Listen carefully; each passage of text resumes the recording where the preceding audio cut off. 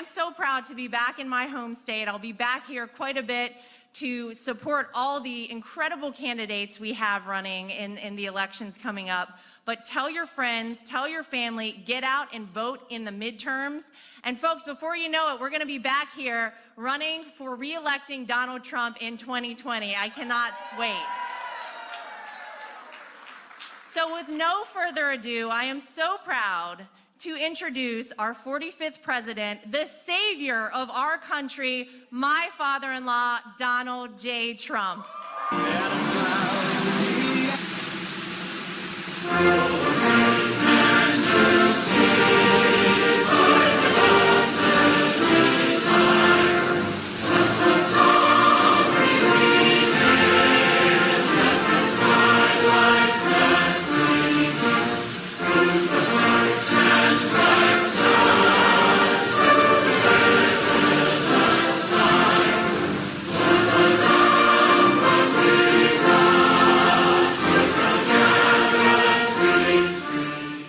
This is, wow. Well, this has turned out to be very successful, and I really appreciate you all coming out. Those are two very special people that we're with today. We just spent a lot of time backstage with them, and you have been great friends. But before I really introduce them, and you've already heard them, and you've been hearing them for a number of months, they've, in one case, we have already a great congressman, and in the other case, we're going to have a great congressman. Those are terrific people. Mark and Ted, they're going to be very representative of your views because the Democrats aren't. You know, I wrote a few little things down, and if you look, and you don't have to look down, all you have to do is say very simply, open borders, they want to abolish ICE, they don't mind crime, they want higher taxes, they want to knock out your Medicare because they want to go socialist. And somehow I don't see North Carolina as being the next Venezuela. Do we agree? I don't see it. But, you know, we have a couple of friends here, and I want to just say, Virginia Fox, where's Virginia? She's so great. Where's Virginia? These are incredible. Hi, Virginia. Thank you, Virginia. Representative Richard Hudson. Where is he? Hi, Richard. Great job. And you're really doing a great job, but we appreciate it. It's called Tax Cut. Tax Cut, Richard. The man with the greatest name in all of politics, Patrick McHenry. Patrick. And he's been fantastic, and a real leader and a real friend, too. Another real friend, a very, very special person, strong, tough, incredible leader, happens to come from the area, if you don't mind driving about 3 hours, right, Deb? But they drove down about a 3-hour drive, and he's an amazing guy, Mark Meadows. Mark. And Representative Joe Wilson. Where's Joe? Is Joe here? And his son has been incredible. Hi, Joe. And his son, by the way. His son is really outdoing you, Joe. That's okay, though, right? We don't mind. Good fathers like that. Bad fathers, they're not so happy about that, right? But anyway, now we have a lot of other representatives here, a lot of other friends. But we need help in Congress. We can have all the ideas we want, but we have some really bad people that are running for office. Bad people for a lot of reasons, but primarily because they're doing a tremendous injustice to our country. I don't know if they really believe this stuff. A lot of it's hard to believe that they believe. Because you say, how do you believe in open borders where the entire world population can pour into our country? I mean, we have a beauty running as an example in California. I watched it last night. Running for governor. We have a great guy in John Cox. I think he's going to do well. He did a lot of surprises. Gave him a big endorsement. He went up like a rocket ship. And he's fairly close. You know, in California, you're not supposed to win as a Republican. I don't quite understand that for statewide. But we have John Cox. He's doing fantastically. But the man who was favored, I guess, probably still favored, but he said he wants health care for everyone. He wants everything for everyone. He wants to open up the borders. He wants to take care of everybody. And I was just saying, What happens if the whole world decides to go to California? That means they're going to take care of the whole world, right? I guess. Where do you stop? You're going to take care of a lot of people, but they're not going to be able to do it very long because it's not going to work. So I just want to thank the two people that really we're here for today. Raised a lot of money, and you folks are the ones that did it. Ted Budd and Mark Harris. Really great. You know, Mark is really big on tax cuts, really big on your Second Amendment. Both of them are unbelievable when it comes to protecting and taking care of our military and our great vets. You know, we did a lot for the vets. Choice. We got choice approved. 46 years they tried to get choice approved. They couldn't do it. And we got it done. That means the vet goes in, he has to wait. You know, some of them wait online for 2 days, 5 days, 20 days, 30 days, 50 days. Some of them never get to see a doctor. Now they go out, they see a doctor, we pay for it, and you want to know something? We actually, number one, most importantly, we take care of our great vets. But number two, we save money. It's much less expensive. And they're so happy.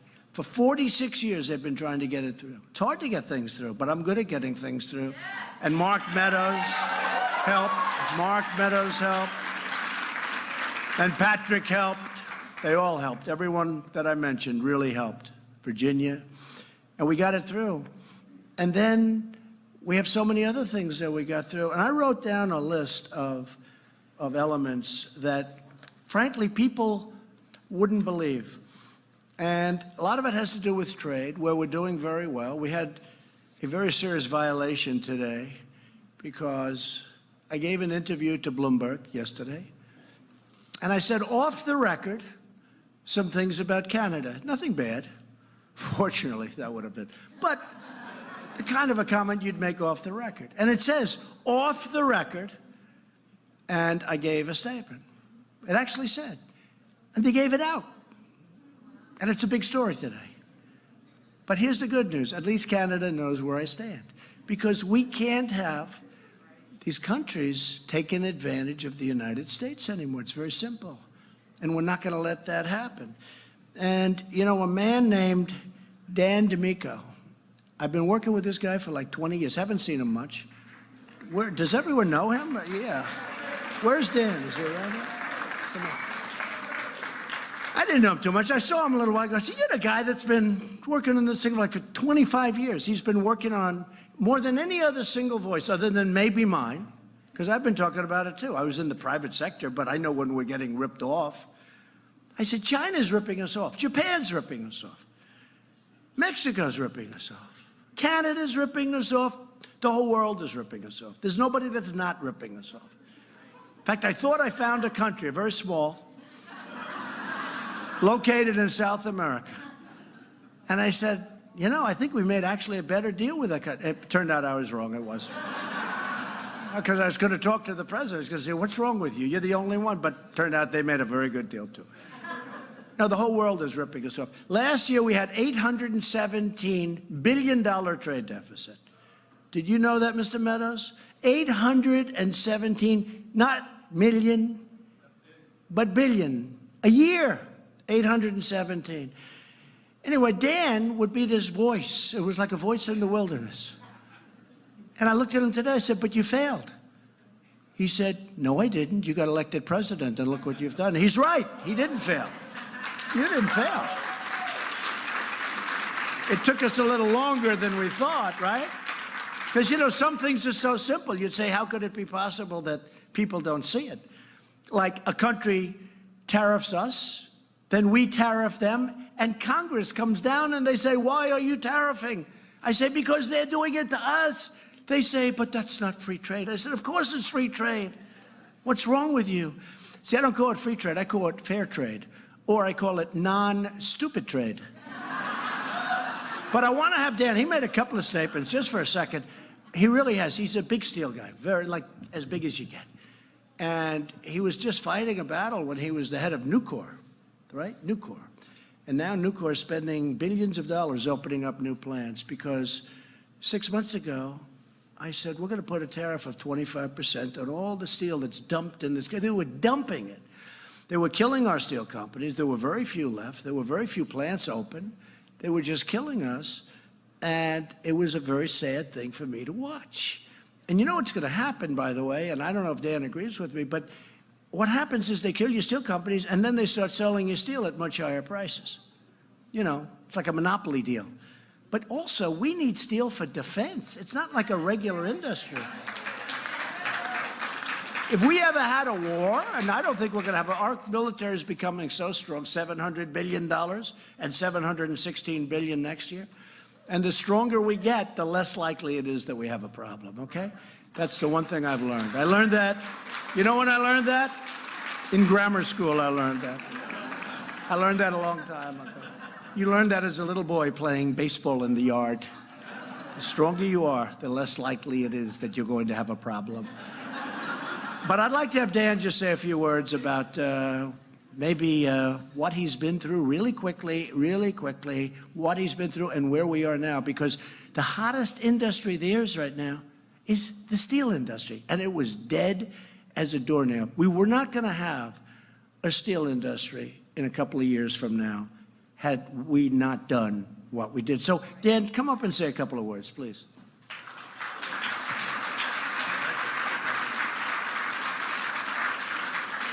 Thank you, President. Brief, I heard the word brief. Number one, if you don't think the steel prices will go through the roof after they destroyed the steel industry, look what China's doing to the world that they loan money to in all the countries. And now they're in their debt and they're getting killed, all right? No, but the main reason I came here today, other than to support our two folks running for Congress, was to tell President Trump, thank you. As the Chairman Emeritus and former Chairman and CEO of Nucor, as the Chairman of the Coalition for Prosperous America, over 27,000 teammates at Nucor, we touched 4.6 million households at the Coalition for Prosperous America. I am here today to tell him on their behalf, thank you for living up to your election promises to the American people.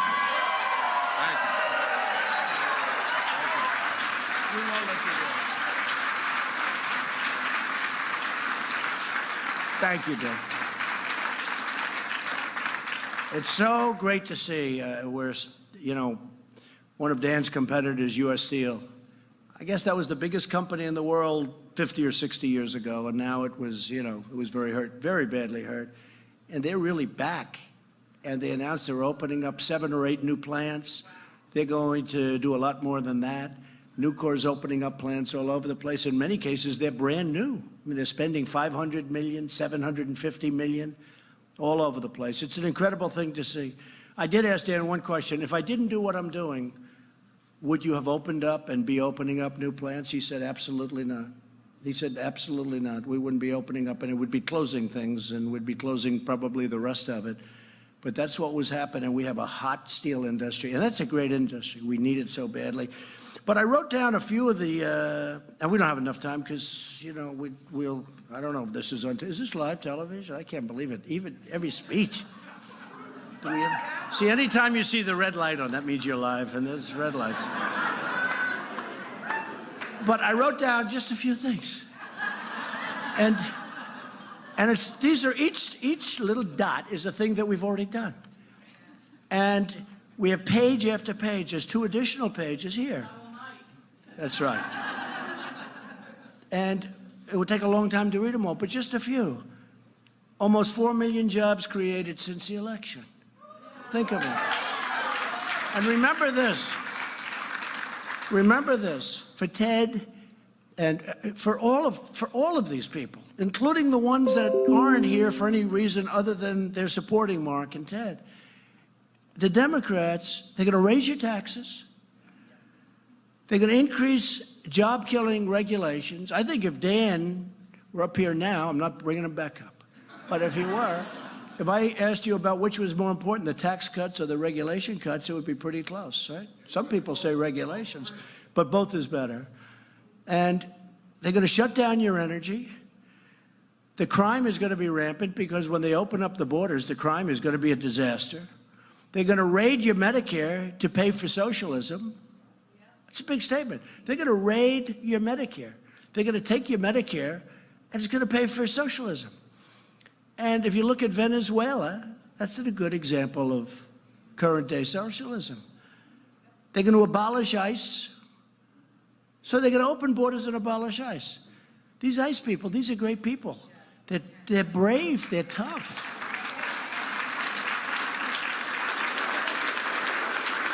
You know, I know a lot of people in this room, and they're pretty tough guys, but you don't want to fight ICE. You don't. You don't. Let's see.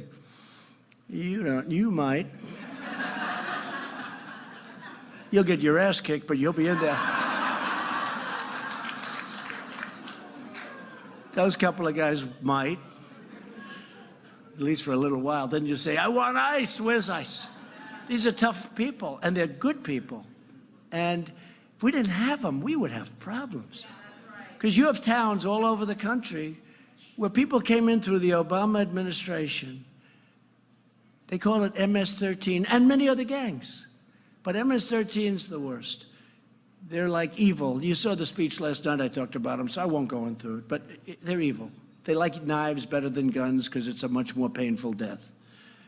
And then when I said they're animals, she went crazy. She said, how dare he talks about human beings that way? I mean, can you believe this? So you have to be very politically correct, right, Deb? We have to be very nice. We have to. I agree. I agree. Maxine Waters is very nice. We want to be just like Maxine. So. She's a fine woman. She's a fine woman. But we need protection. I love our law enforcement, right? And we need. But just running down this list, you know, Ted and Mark, they didn't give me a light up here. Okay? Everything's perfect. There's only one thing missing. It's like dark. I can't even see my hand. But that's okay, because you have to sometimes improvise, right? See, I'm using those lights to read this. But I put down all of these things. Just yesterday, I had them made up. 4 million jobs created since the election. That's unheard of. Nobody thought that was possible. More Americans are now employed than at any time in our recorded history. Think of it. More Americans today, more Americans are working today than ever before in the history of our country. In other words, we have more jobs. A lot. And we've created almost 500,000, soon it's going to be 600,000 manufacturing jobs. Now, the previous administration, and even during the campaign, President Obama would go around, and they talked about manufacturing. It's like an old, obsolete business. I said, well, you're going to make things? I mean, Dan would say, what are we going to do here? So steel was like an obsolete business. Maybe that's why they said we don't need any steel anymore. I don't know. But they said manufacturing is obsolete. They're actually the best jobs you can have. You make things. It's work. It's good. They're the best jobs. They're the best jobs. You know about economic growth? It was 4.1, but 2 days ago they raised it to 4.2. Nobody thought that was possible. Unemployment claims are at an almost 50-year low. Think of that. Now think of that. You know what? In other words, unemployment claims, that's a tremendous amount of money going out, 50-year low. Median household income has hit the highest level ever recorded. So that the median household income, these are good statistics, Meadows, right? How do you lose an election with these statistics? Everyone said the midterms. Maybe there's going to be a red wave. They talk about this blue wave. They're not talking about the blue wave anymore. At least we got the word wave, you know, blue wave. I think it's unfair with this whole redistricting thing they're doing in North Carolina. Oh. How unfair is that? All right, we'll put that in Mark Meadows' hands, okay, Mark? I'll blame you. Hey, Mark, you're now blamed on television, right? No, it's very unfair. You have an election in a little more than 60 days, and they change the district on you, and you've already won primaries. How does that work? The court system, okay? How does that work? You've all gone through primaries, or most of you have. You've been districted for many years, and now you have to redraw lines to have a new district, even though you won a primary in another district? I don't know. There has to be something going on there. So I know you guys are working on that, Mark. African-American unemployment has recently achieved the lowest rate ever recorded. Hispanic American unemployment, the lowest rate ever recorded. Asian. Do we have any Asian Americans in the room? Please raise your hand. Are you working? Yes. Yes, where? Good. Well, you're going to like me. We have one. Asian American unemployment recently achieved the lowest level. Did I do a good job for you? She said, thank you. Women's unemployment reached the lowest rate in only 65 years. Sorry, women, I didn't quite get that. But 65 years, not too bad. There was a time when if I said the best in 65 years, you'd say, good job. Now when I say 65 years, it's like not nearly as good as ever. But I'll tell you what, women's unemployment will very shortly be a historic number also. The lowest unemployment rate ever recorded for Americans without a high school diploma. That's a big thing. We're setting, I think so importantly, prisoners, they come out of prison, they can never get a job. Now they're getting jobs. We have programs that we're working on, very good. But I guess maybe the greatest program is our economy is so strong.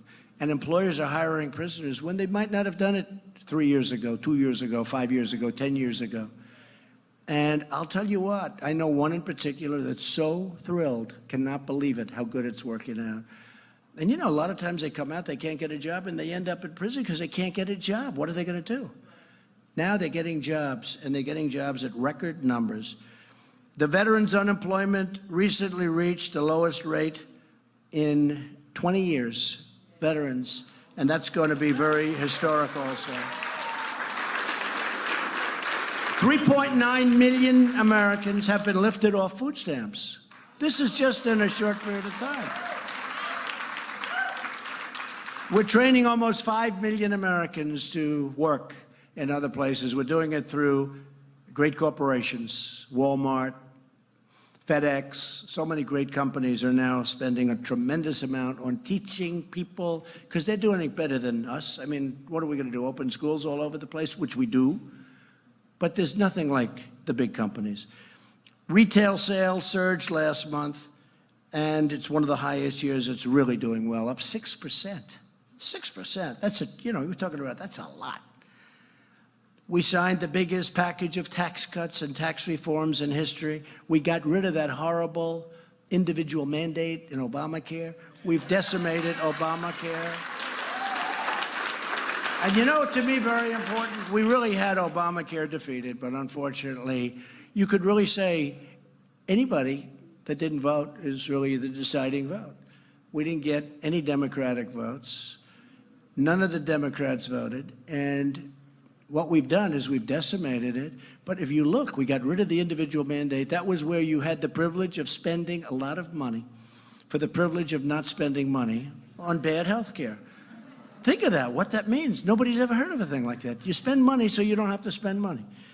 But we got rid of it, it's gone. And I'll tell you what, for small business owners, what a blessing that is. We just got the Winter Olympics, and we just got the World Cup. Okay, these are like, by the way, these are like small things. We opened up ANWR in Alaska, and I approved the Keystone XL pipeline and the Dakota Access Pipeline, 48,000 jobs. And that was done immediately upon, right after the inauguration. I signed them and I got the approvals. 48,000 jobs, the two pipelines. Better environmentally than trucking it and using trains, better. We've recorded the largest number of regulation cuts in the history of our country. No administration has ever cut, even though I'm here just short of 2 years, I've cut more regulations than any president in our country.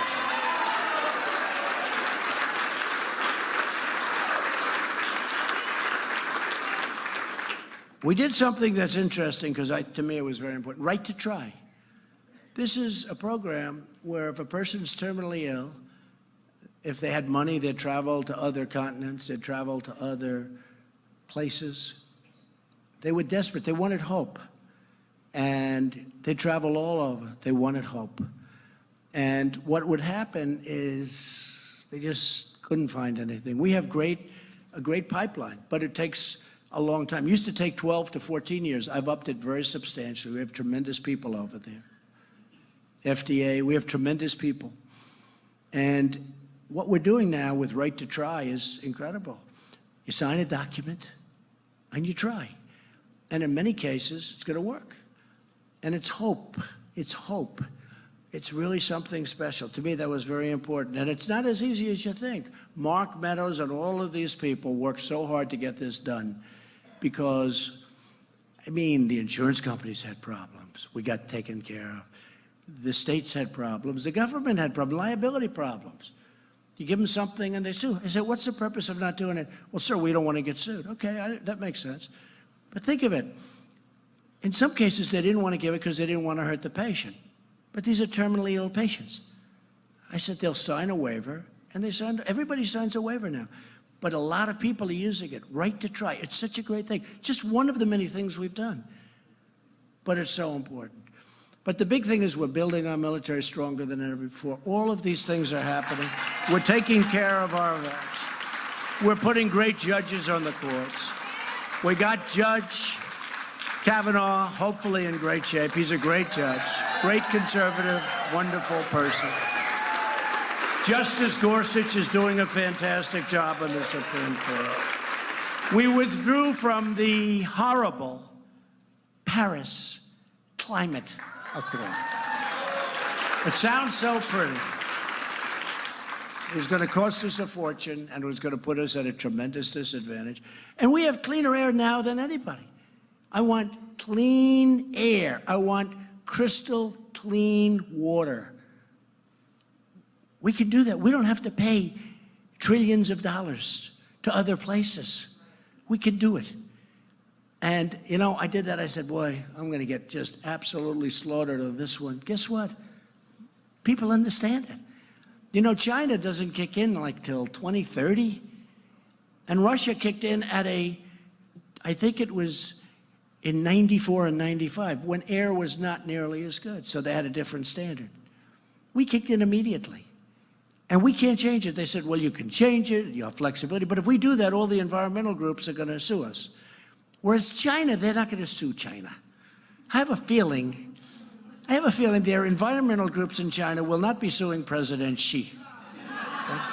It's a little different system. What do you think? You think, Mark? Huh? We'll have Greenpeace. We'll have all these guys. In other words, they say you could change. Yeah, you can, but every time you change it, we'll get this massive lawsuits. They won't let you change. We would have had to actually close down many businesses in order to qualify by 2025. Did you hear about that? You know, we would have to close down businesses, otherwise we wouldn't have qualified. And we just can't. If we did, seriously, and this is called practicality, we will be sued. And so we got out of that one. We moved the U.S. Embassy to Jerusalem.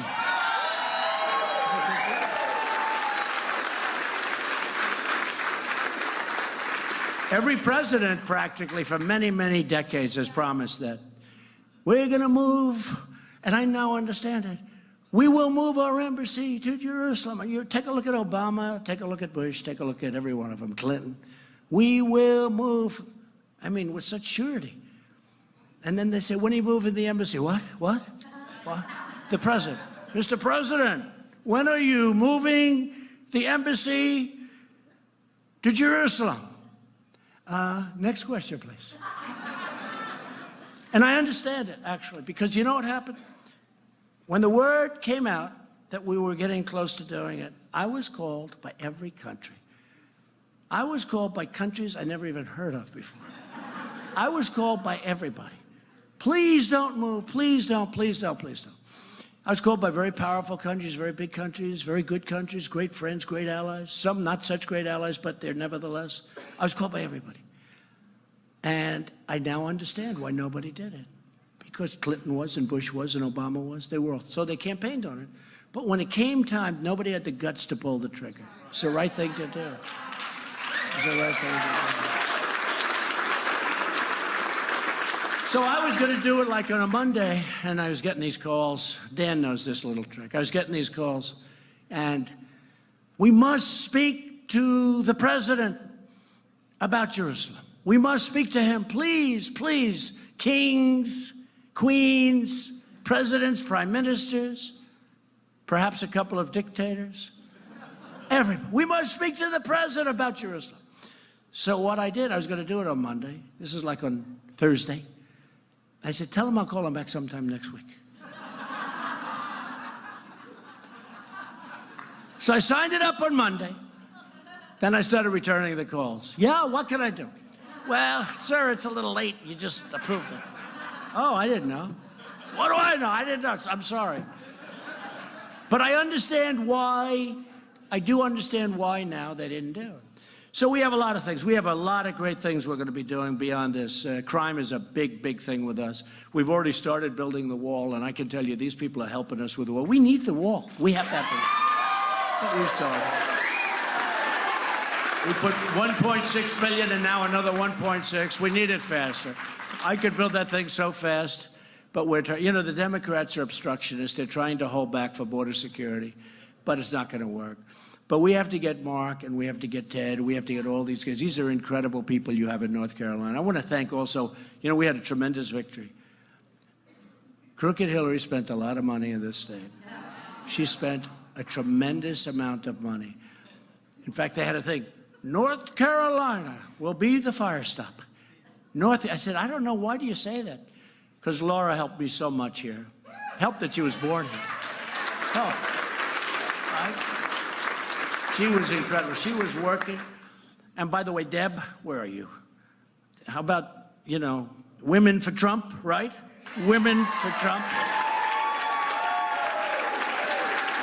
Mark's great wife. Mark's great wife. Women for Trump.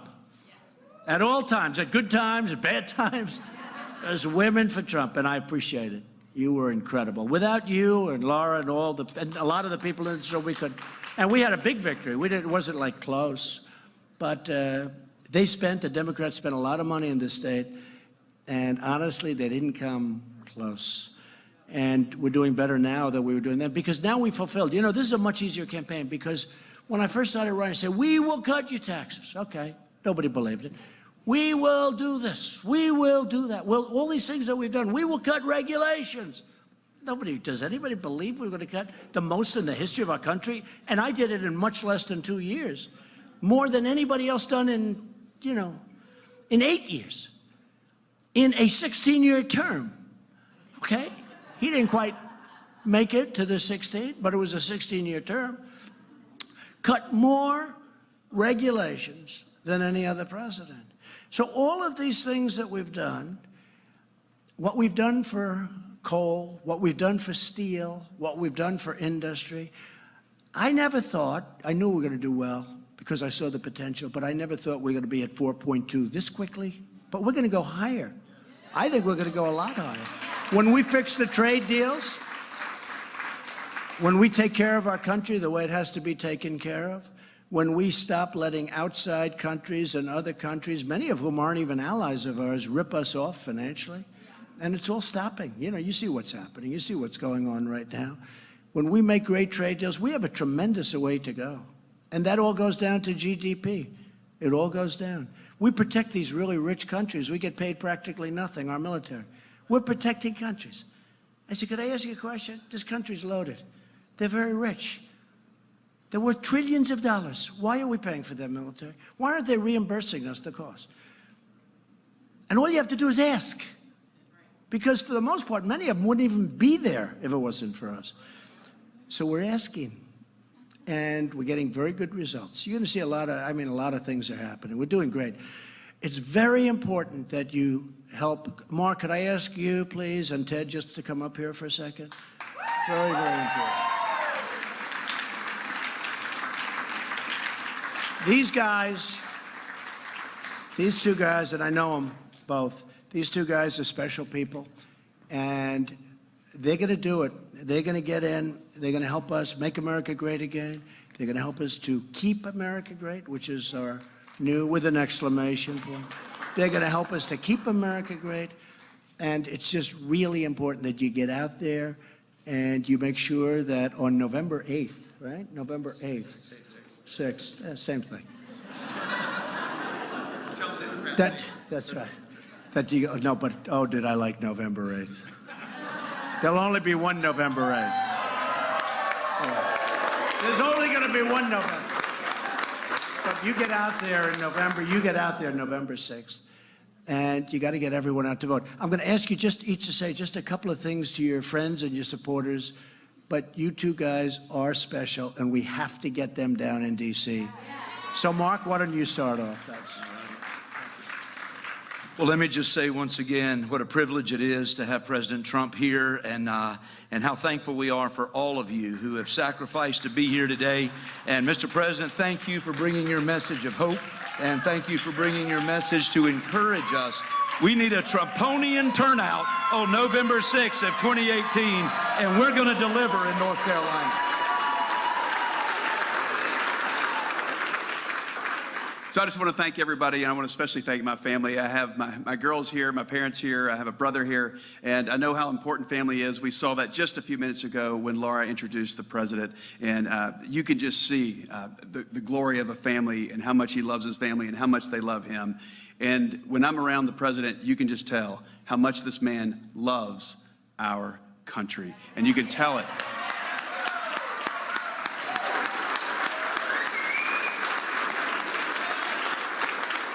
You can see it in the results. And so we're going to deliver results this coming November 6th, and we look forward to the victory, and we look forward to seeing you again, and we want to thank you all for helping us get there. Thank you.